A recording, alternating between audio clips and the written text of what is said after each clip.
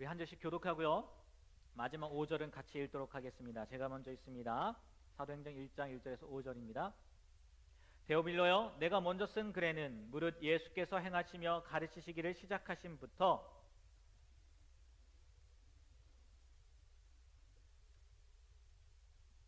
그가 고난받으신 후에 또한 그들에게 확실한 많은 증거로 친히 살아계심을 나타내사 40일 동안 그들에게 보이시며 하나님 나라의 일을 말씀하시니라.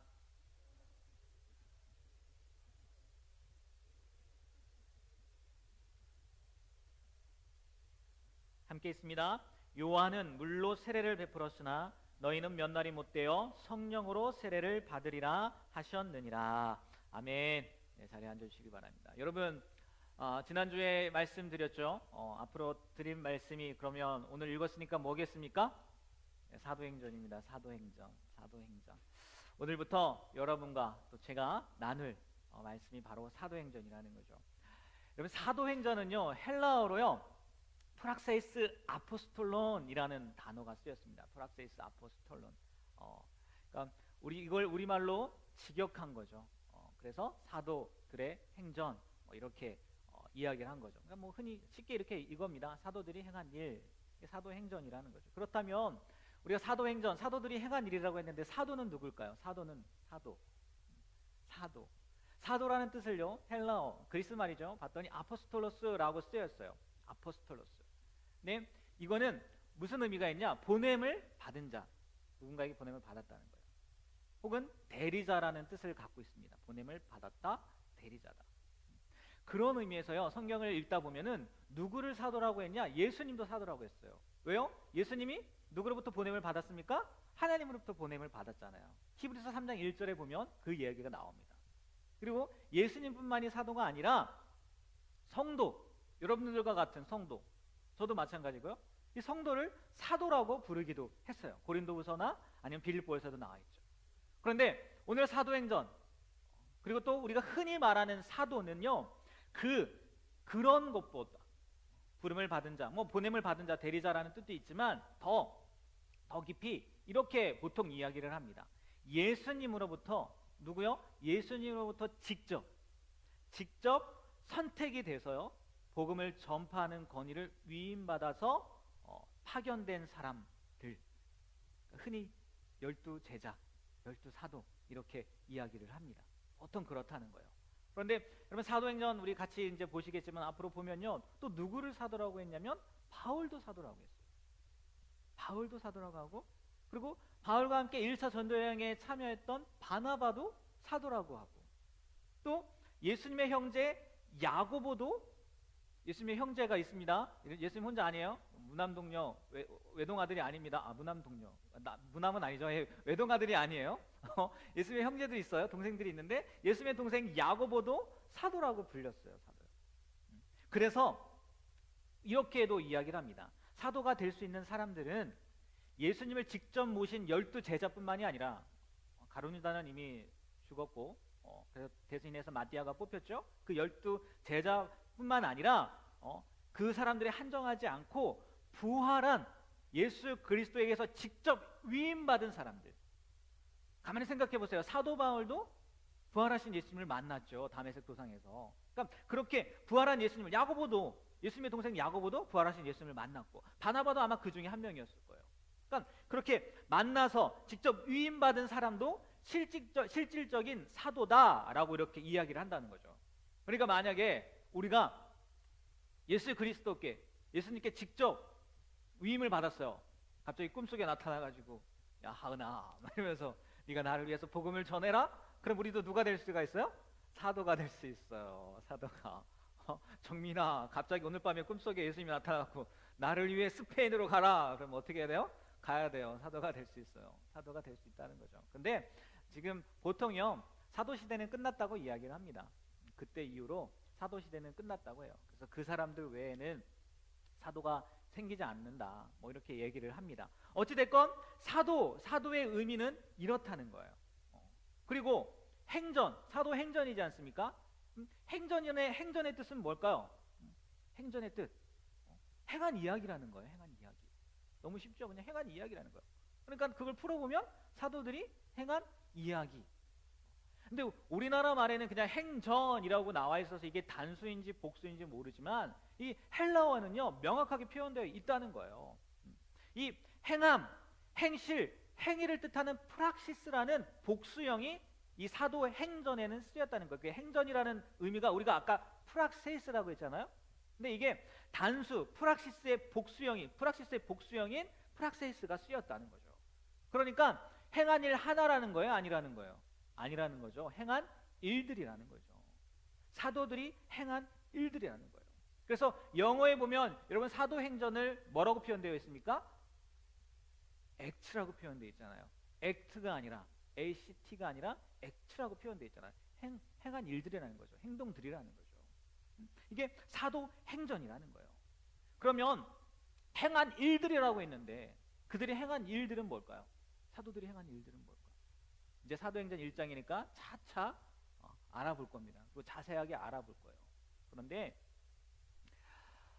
지난주 말씀에서처럼 제 생각에는요, 여러분들도 아마 그렇게 느끼실 것 같아요. 행한 일들은요 결국 뭐냐, 사람을 살리는 행위였다는 건 틀림없다는 거죠. 사도들이 행한 일들 차차 알게 되겠지만, 자세히 보겠지만 결국 그들이 행한 일들은 뭐냐, 사람들을 살리는 일들이었다는 거죠. 그들이 어떤 말을 하던 어떤 행동을 하던 최종 목적은 예수 그리스도를 믿음으로 말미암아 영생을 얻게 하는 살리는 행위들이었다는 거죠. 우리 광고도 나왔지만 11월 11일 새생명 축제예요. 그게 무슨 얘기겠습니까? 아직 생명이 없는 사람들, 생명을 모르는 사람들, 영생을 모르는 사람들, 예수님을 모르는 사람들에게 예수님을 알려주는 거잖아요. 왜요? 복 받으라고요? 아니요. 최우선 뭐라고요? 그들을 살리기 위함이라는 거죠. 아마 사도들도요, 사도행전 그들이 행한 일들 수없이 많지만 결국의 목적은 뭐냐? 사람을 살리기 위한 행동들이었다는 거죠. 바라기는요, 여러분 그들뿐만이 아니라 우리도 지금부터 시작해서, 그러니까 내년을 제가 바라보면서 비전이라고 말씀드렸잖아요. 2019년에도요 우리가요 생명을 살리는 해로 삼고요, 오늘부터 지금부터 이렇게 나아갔으면 좋겠어요. 그러니까 무엇을 하든, 사도들처럼 무엇을 하든 그 이유는 왜요? 사람을 살리기 위해서, 그 생명을 살리기 위해서 행하는 행동들이 되었으면 좋겠어요. 말도 마찬가지고 그렇게 바뀌었으면 좋겠습니다. 저의 또 잔소리라고 하면 또 잔소리고요. 그럼 말씀으로, 이제 본론으로 돌아가서요, 오늘 읽은 본문 사도행전 1장 1절 말씀에 어떻게 시작됐는지 기억하십니까? 뭐라고 시작됐는지 기억하세요? 데오빌로요라고 시작합니다. 데오빌로. 분명히 사람의 이름일 거라고 추측할 수 있을 겁니다. 맞잖아요. 사람 누군가를 부르는 것 같잖아요.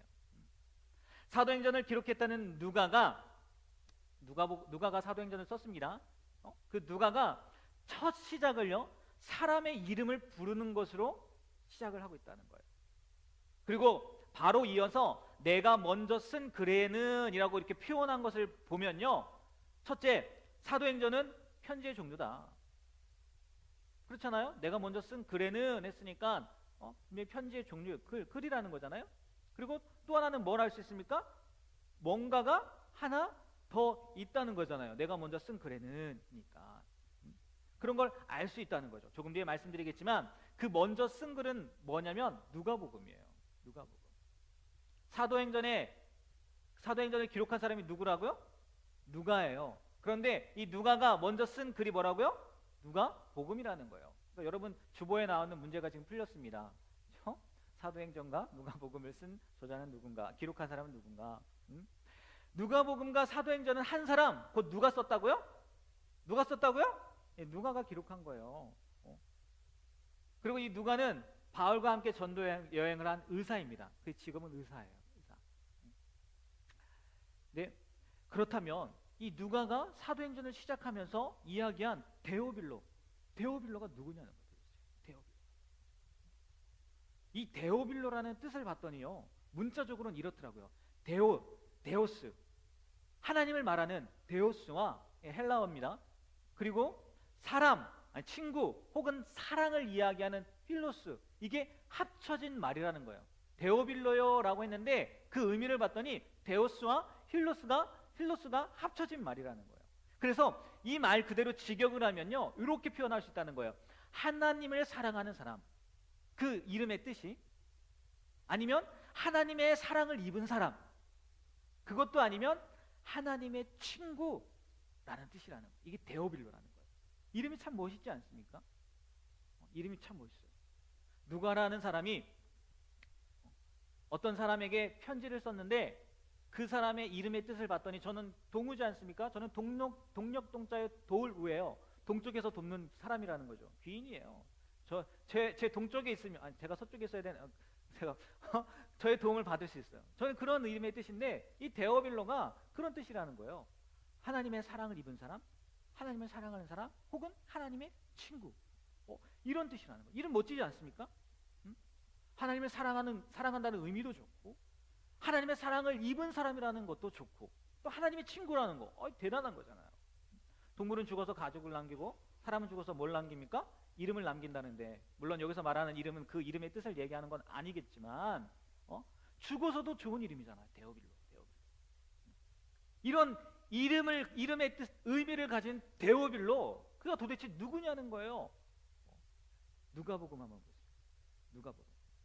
누가복음 1장 1절에서 3절 말씀 제가 준비해 와 있는데요, 다 같이 한번 우리 한 목소리로 한번 읽어볼까요? 시작. 우리 중에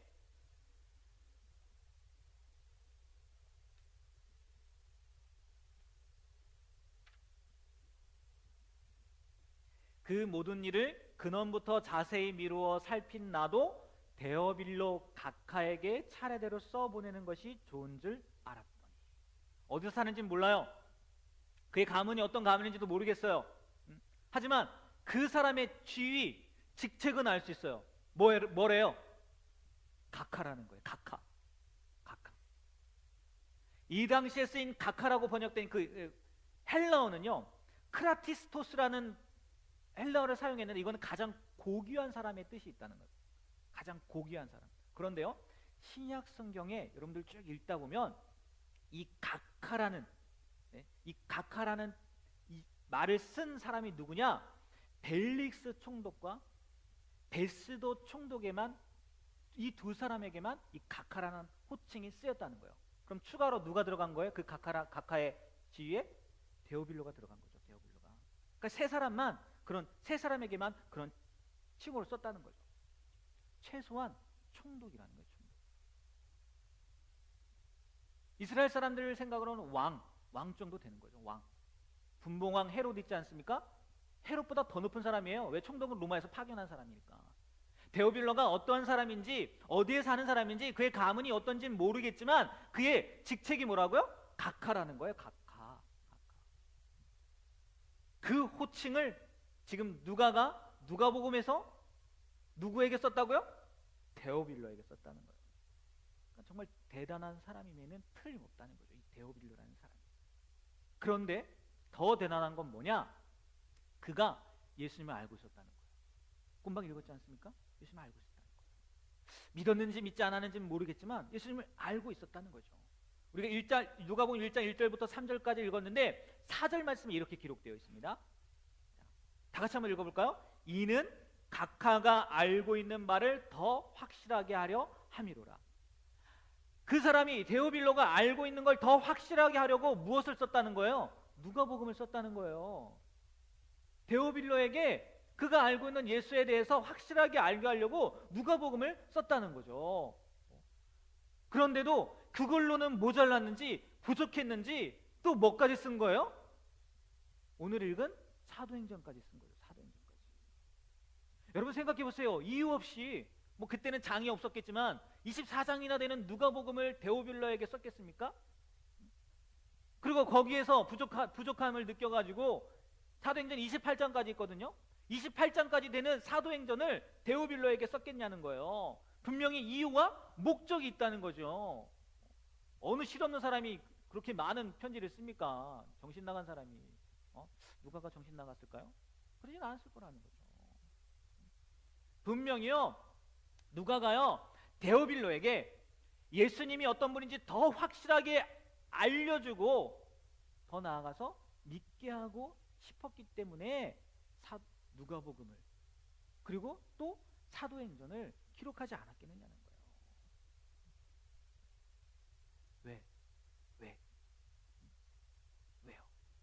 각하라고 불리는 직분을 가진, 그 지위를 가진 데오빌로가 예수님을 아는 것으로 끝나지 않고 확실하게 믿는다고 한번 생각해 보세요. 그에 따른 영향력은요, 이루 말할 수 없을 거예요. 그에 따른 영향력은 이루 말할 수 없을 거예요. 그러나 이러한 생각은요, 지금 제가 말한 이 이야기는요, 너무나 인간적인 생각이에요. 너무나 인간적인 생각. 누가가 그런 의도로 했는지 안 했는지 안 했을 겁니다. 안 했을 거예요. 이어서 말씀드리겠지만 안 했을 건데, 우리가 생각할 땐 그렇게 생각할 수 있다는 거죠. 우리나라에 지금 여러분 아시죠? 지금 천주교가 뜨고 있다는 거 모르시나요? 누구 때문에요? 문재인 대통령 때문에 천주교가 뜨고 있는 거잖아요. 한번 그렇게 생각할 수도 있다는 거죠. 근데 그건 지극히 인간적인 생각이라는 거죠. 제가 청년부를 맡으면서 여러분 주보에도 질문에 나갔는데 제일 처음 한 설교 제목이 뭔지 아십니까? 청년부를 맡고 나서 뭔지 아세요? 내가 만난 예수예요. 그 본문을 어디에서 택했는지 아십니까? 이사야 55장 8절 9절 말씀이에요. 한번 볼까요? 여러분 본문 보면 기억날 거예요. 다 같이 한번 읽어볼까요? 이는 내 생각이 너희와 생각과 다르며 내 길은 여호와의 말씀이니라. 이는 하늘이 땅보다 높음 같이 내 길은 너희의 길보다 높으며 내 생각은 너희의 생각보다 높음이니라. 하나님의 생각은 우리의 생각과 다르다는 거예요. 하나님의 길은 우리의 길과 다르다는 거예요. 얼마나 차이가 나는지, 우리가 땅이라면 하나님은 하늘이라는 거죠.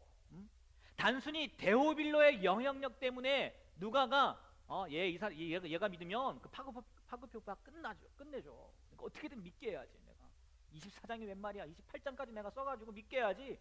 이게 아니라는 거죠. 만약에 그랬다면 갈릴리 어촌 마을의 베드로도 선택하면 안 돼요. 만약에 그랬다면요, 메그노 같은 세리마테도요 선택하면 안 돼요. 그리고 만약 그랬다면요, 바울, 예수 믿는 사람들 핍박하고 죽이는데 앞장섰던 바울, 그 사람을 받아들이기보다 선택이 아니라 오히려 심판했어야 돼요. 왜요? 영향력 끼치려고 하면요, 야 이런 사람 이렇게 죽어버린다, 얘 제대로 믿어라, 나 진짜 살아있다, 어쩌면요 그게 주변에요 더 파급효과가 클 수도 있었을 거예요. 인간적인 생각을 못하는 거죠. 하지만 우리의 이론과 논리와 상식과 이성을 뛰어넘는 분이 누구라고요? 하나님이라는 거예요. 우리의 생각과 너무 다르다는 거죠. 그리고 그 결과의 차이도요, 하늘과 땅 차이라는 거예요. 하늘과 땅 차이라는 거죠. 단순히 영향력 때문에 이 누가가 그 데오빌러에게 왜 각하니까 집중했다? 그건 아닐 거라는 거죠. 그건 너무나 일차원적인 생각이라는, 너무나 인간적인 생각이라는 거죠. 예전에 어떤 목사님이요, 고지론이라고 해가지고요, 들어보셨는지 모르겠어요. 오래전 얘기입니다. 제가 청년 때 얘기니까. 고지론이라고 해서 예수 믿는 사람들이 높은 자리에 올라가야 된다, 영향력 있는 자리에 올라가야 된다, 그렇게 외친 분이 계세요. 왜? 영향력 있는 자리에 올라가면 그 영향력을 가지고 예수님을 알릴 수 있으니까 그렇게 외친 분이 계세요. 그렇게 젊은 사람들에게 도전하신 분이 있는데 아무리 생각해도요, 그건 예수님의 생각과 맞지 않을 것 같아요. 물론 기회가 된다면 가겠지만 오히려 그 이유 때문에 무조건 높아지면, 영향력 있는 자리에 올라가면 다른 사람에게 미치는 파급효과가 크니까 그래서 올라가야 된다? 그건 아닌 것 같아요. 그러면 누가는요, 왜 데오빌러에게, 그 각하라는 칭호를 받는 데오빌러에게 이렇게 긴 편지를 쓰게 되었느냐는 거예요. 그것도 1편으로 모자라서 2편까지. 여러분은 아마 제가 이야기하면 그건 더 말도 안 될 것 같아요 라고 이야기할 수 있겠지만, 저는 결론 그거예요. 그러면 살아나니까. 누가요? 데오빌로. 그의 영향력은 둘째고요, 일단 누가 산다고요? 데오빌로가 산다는 거죠. 그게 생명의 문제라는 거죠. 한 영혼이 영원한 삶을 누리게 되는데 이들이 어떻게 만나게 되었는지 그건 알지 못하지만, 누가가 생각할 때 데오빌로가 진짜 예수님을 만난다면 어떻게 된다고요? 그 생명 구원받게 되니까. 그래서 그 한 사람을 바라보고 그렇게 쓴 것이 아닐까. 각하라는 직분이 아니라. 근데 또 이렇게 이야기를 해도요, 또 또 애매한 게 있어요. 그게 뭐냐면 다른 사람한테는 안 썼거든요. 잖아요. 데어빌러밖에 안 썼어요. 다른 물론 모르겠어요. 썼는데 우리가 못 발견했을 수도 있겠지만 다른 사람한테는 안 썼거든요. 그래서 좀 애매하긴 하지만 분명한 것은 살아나니까. 그런데요. 그런데 제가 이 말씀을 보면서요, 누가복음과 사도행전 그 두 말씀에요 굉장히 큰 간격이 보이더라고요. 간격이라고 하면 그런데 차이가 보이더라고요. 뭐냐? 아니, 변화라고 해야 되겠네요. 차이가 아니라 변화. 여러분 한번 두 말씀을 한번 비교해 보세요. 제가 준비해 와 있는데 누가복음 1장 3절과 오늘 읽은 다 읽은 거예요. 아까 말씀 가운데 읽은 건데요. 사도행전 1장 1절이에요. 자, 누가복음 1장 3절 다 같이 한번 읽어볼까요? 모든 일을 근원부터 자세히 미루어 살핀 나도 데오빌러 각하에게 차례대로 써 보내는 것이 좋은 줄 알았노니. 자, 사도행전 1장 1절입니다. 데오빌러요, 내가 먼저 쓴 글에는 무릇 예수께서 행하시며 가르치기를 시작하신부터. 여러분 차이를 느끼시겠어요? 누가복음과 사도행전에서의 차이, 변화를 느끼시겠어요? 눈에 보이십니까? 확 와야 돼요. 보이세요? 누가복음에는 뭐라고 표현되어 있어요? 데오빌러 각하라고 되어 있어요. 그런데 사도행전은 뭐라고 되어 있어요? 데오빌러 여라고 되어 있어요. 누가가 처음에 쓴 편지에는요 데오빌러 각하라고 쓰여 있는데 나중에 두 번째 쓴 편지에는 데오빌러요 라고 한다는 거죠. 데오빌러가 각하의 직분을 내려놓고 이제 평범한 시민이 돼서 부담을 느끼지 않고 누가가 데오빌러야 이렇게, 그렇게 했을까요? 그건요 시대 상황을 전혀 모르는 거죠. 식민지 백성이었던 유대인들에게요 로마 제국의 총독 그 이상의 고위 관리는요 하늘만큼 지체 높은 관리였다는 거예요. 누가복음에서 데오빌러 각하라고 불렸다는 것은요 두 사람이 도저히 동등해질 수 없는 관계임을 보여준다는 말씀이라는 거죠. 설령 그 자리에서 내려왔다 할지라도, 각하의 자리에서 내려왔다 할지라도요 존칭에 대한 여지는 남아있어야 된다는 거예요. 최소한. 그리고요 누가복음과 사도행전의 그 연도 차이가요 그렇게 길지 않아요. 길지 않아요. 아무리 권력 무상이라고 할지라도, 건불 10년이라고 하죠. 권력이 10년 가지 않는다 그런다 할지라도요 분명 데오빌로에는요 이 당시에 그 직분을 가지고 있었을 거라고요. 그런데도 불구하고 무슨 일이 있었는지 누가복음에선 각하라고 했는데 사도행전에서는 데오빌로요 하는 거예요. 데오빌로요. 도대체 무슨 일이 있었던 걸까요? 누가가 의사니까 죽을 뻔한 데오빌로를 살려줘서 그런 걸까? 가능성도 있겠죠. 근데 뭐 총독인데, 로마 총독인데 누가만한 의사 없겠어요? 가능성은 있겠지만 아닌 것 같아요. 아무튼 이름을 편하게 부를 수 있었다는 거는요 둘 사이에 뭔가가 있었다는 거예요. 뭔가. 그런데 아무리 뭔가가 있다 할지라도요 둘 사이에 무슨 일이 있었다 할지라도요 선행되어야 될 게 있어요. 이렇게 부를 수 있기 위해서는 무엇인지 아십니까? 그거는 높은 위치에 있는 사람이 그것을 용납하고 허락하고 기뻐해야 된다는 거예요. 누가요? 그 위치에 있는 사람. 제가 얼마 전에 명당이라는 영화를 봤습니다. 명당. 풍수지리 나오는 거죠. 지간이 나와요. 지간이 땅 봐주고 무덤자리 알아봐주는 거예요. 거기 조승우랑 지성이 나오거든요. 지성이 흥선이에요. 조승우가 그 박지관 땅 알아보는 사람인데 거기서도 이런 장면이 나옵니다. 누가? 흥선 대원군이 지성이 이 풍수지리 보는 지간인 조승우에게 뭐라고 해요? 친구라고 하라고. 그런 얘기가 나와요. 조승우가요 그 박지관 영화에서 아무리 날고 긴다 할지라도요 왕손인 흥선대원군 왕손이지 않습니까? 왕손인 흥선이 아니죠. 흥선이 허락하지 않으면 친구가 될 수 있을까요? 없을까요? 없다는 거예요. 아무리 친하다 할지라도요 계급으로 생각한다면 위에 있는 사람이 허락을 해야 가능하다는 거예요. 그렇다면 무슨 얘기겠어요? 데오빌러가 누가에게 그것을 허락했다는 거죠. 만약 누가가 우리 친하니까 우리 친하니까 내가 친구를 부를게. 반말할게. 그러면 그건 뭡니까? 하극상이야, 하극상. 하극상. 그거밖에 안 된다는 거죠. 이 관계는요 오직 윗사람에 의해서 극복이 된다는 거죠.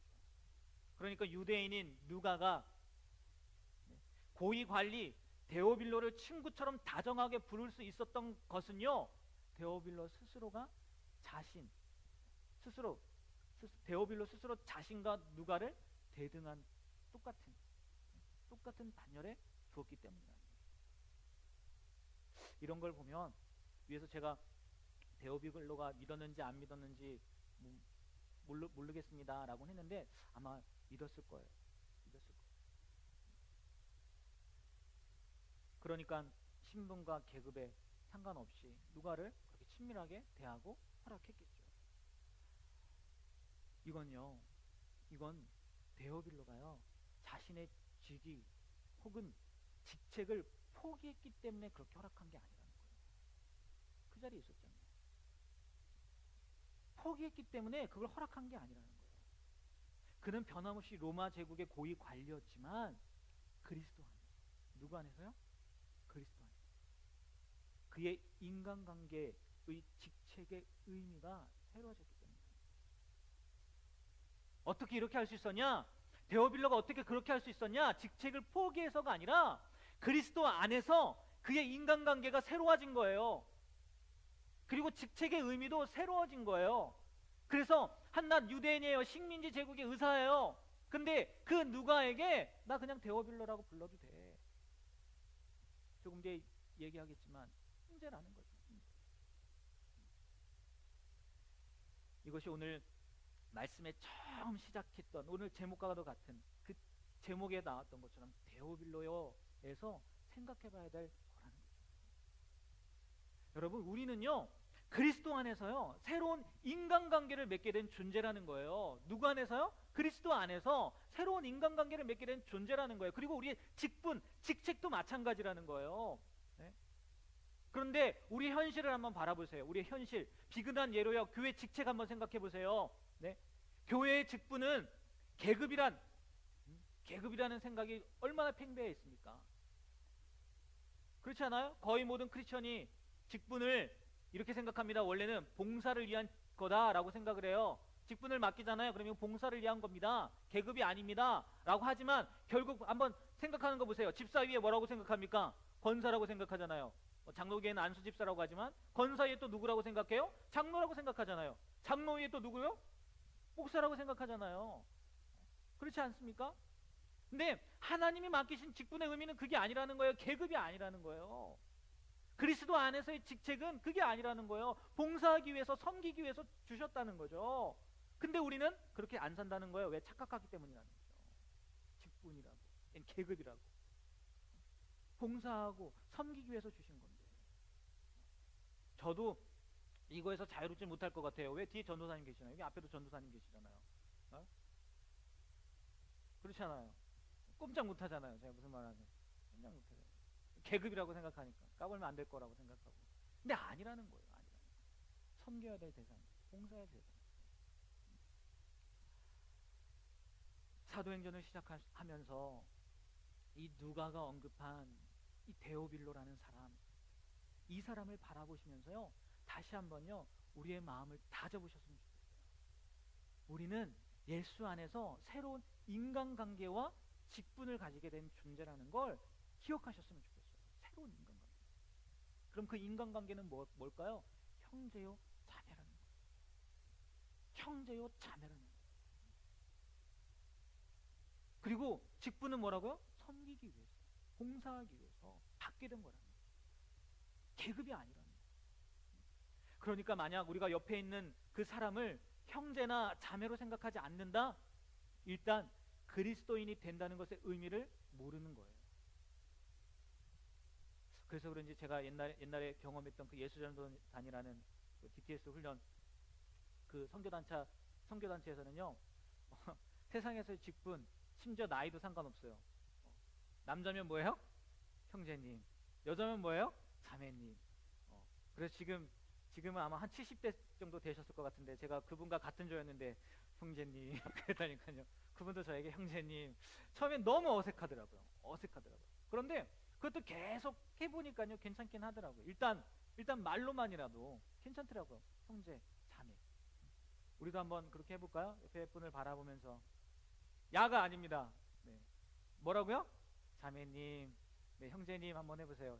형제님, 네, 자매님, 네, 형제님, 자매님. 우리도 이제 계속 그렇게 한번 해볼까요? 네, 다혜 자매님, 수인 자매님, 네. 어색할 것 같긴 해요. 그러나 그 의미는 분명히 아셨으면 좋겠어요. 우리는 그리스도 안에서 뭐라고요? 형제고 자매라는 거예요. 그리스도 안에서 형제고 자매라는 사실을 알았으면 좋겠어요. 그렇잖아요, 여러분. 가족이면 그래도 용서가 되고, 가족이면 그래도 이해가 되고, 볼 거, 안 볼 거 보기도 하지만 그래도 가족이니까 함께하는 거잖아요. 이게 진짜 그리스도인이 되는 의미인데, 이게 진짜 그리스도인이 되는 의미인데 우리는 너무나 멀리 생각합니다. 아니, 잊고 산다는 거죠. 여러분 스스로에게도요, 이 데오빌로와 같은 그 결단과 행함이 있으셨으면 좋겠어요. 가족이라는 거, 형제라는 거, 자매라는 거. 그리고 직분도 마찬가지입니다. 이 직분은요, 봉사와 섬김을 위해 받게 된 거라는 거예요. 우리는 청년이라 뭐 집사 직분 없고 뭐 상관없을 것 같긴 한데, 저는 이렇게 적용이 되더라고요. 만약 누군가에게, 여러분에게 어떤 직분, 어떤 일을 맡겨요. 근데 그것을 하지 않는 이유, 하지 않는다고만 생각하면 너무 편협한 생각이니까 못하는 이유, 이게 혹 봉사와 섬김의 의미를 생각하지 않고 그저 능력의 문제, 좀 능력이 없어서요, 환경의 문제, 환경이 안 돼서요, 상황이 안 돼서요, 여건이 안 돼서요, 이런 건 아닌지, 아니면 진짜 그러길 바라진 않지만 그냥 편하게 아무런 방해받지 않고 내가 하고 싶은 대로 하고 싶어서 그것을 마다하는 건지, 내면을 좀 돌아보셨으면 좋겠어요. 여러분들의 마음을 돌아보셨으면 좋겠어요. 신앙생활은 결코 혼자 하는 게 아니에요. 여러분, 눈에 보이지도 않고 알 수도 없을 수도 있지만 여러분이 이 자리에 오기까지요, 누군가의 봉사와 섬김이 틀림없이 있었다는 거예요. 그것 때문에 여러분이 이 자리에 앉아 있을 수 있는 거라는 거예요. 다른 말로 그들에게 맡겨진 직분을 감당한 누군가가 있었기 때문에 여러분이 신앙생활을 할 수 있었다는 거죠. 여러분, 지금 당장 눈에 보이지 않을 수도 있고요, 제가 앞에서 말한 여러 가지 상황 때문에 쉽게 결정을 내리지 못할 수도 있지만, 그리스도인의 존재 의미뿐만이 아니라 오늘 데오빌로라는 이 단어 한마디를 통해서요, 직분의 의미도요, 새롭게 좀 바라보셨으면 좋겠어요. 왜 내가 이 일을 해야 되는 건지, 내가 왜 이 일을 감당해야 되는 건지 새롭게 좀 바라보셨으면 좋겠어요. 그래서 데오빌로 각하가 어떻게 바뀌었어요? 데오빌로요 라고 바뀐 것처럼 여러분의 이름이 하나님이 원하시는 이름이 되길 축복합니다. 이름의 뜻대로, 이 데오빌로라는 이름의 뜻대로 하나님을 사랑하는 사람, 하나님의 사랑을 입은 사람, 하나님의 친구, 이런 이름, 하나님의 칭찬받는 이름, 그런 이름이 되길 주님의 이름으로 부탁드립니다. 아멘. 네, 데오빌로요. 여러분도 데오빌로가 되시길 주님의 이름으로 다시 한번 부탁드립니다.